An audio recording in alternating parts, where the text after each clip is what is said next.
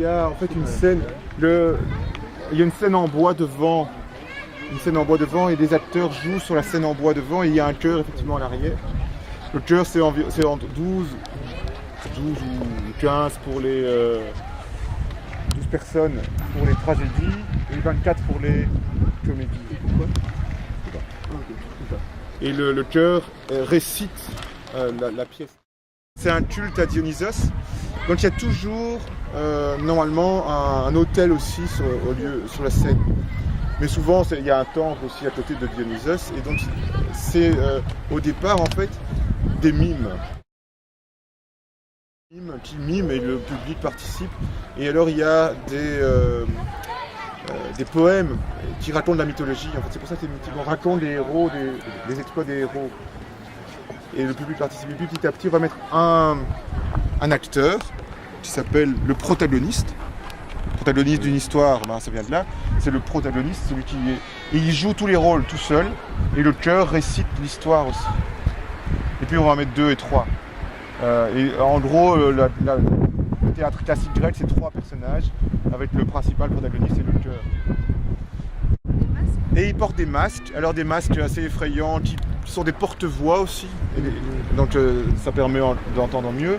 Et ils sont aussi souvent surélevés sur des talons assez hauts, et ils portent des habits un peu étranges pour reconnaître les différents personnages, parce que sinon, de loin, on sait pas trop, il faut des vêtements suffisamment reconnaissants, des chaussures très colorées, pour voir qu'il a changé de rôle.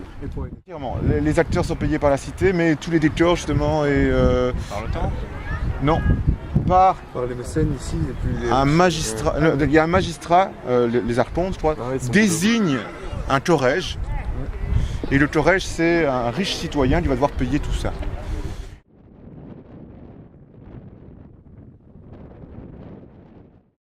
C'est en fait un festival.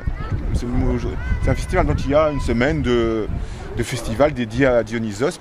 Et sur ce temps de festival, on joue une série de pièces, de tragédies. Et ces pièces, il y a des magistrats arbitres.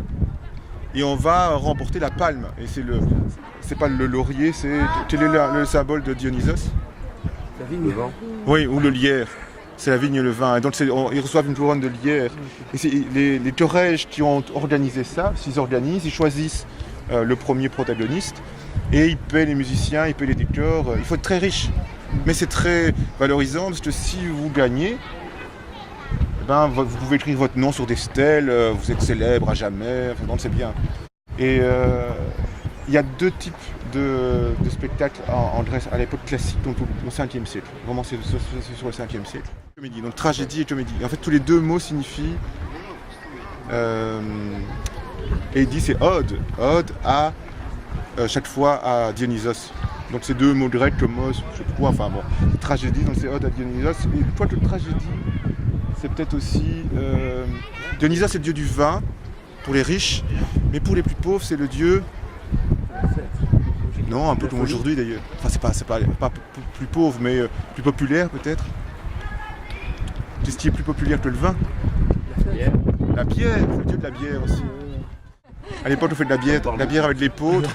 Et l'épeautre en grec se dit tragé. Donc c'est ode à l'épeautre, qui est le symbole de Dionysos, dieu de la bière aussi. On en parle moins comme ça, mais il était aussi dieu de la bière. Donc c'était peut-être des odes à la bière, quoi.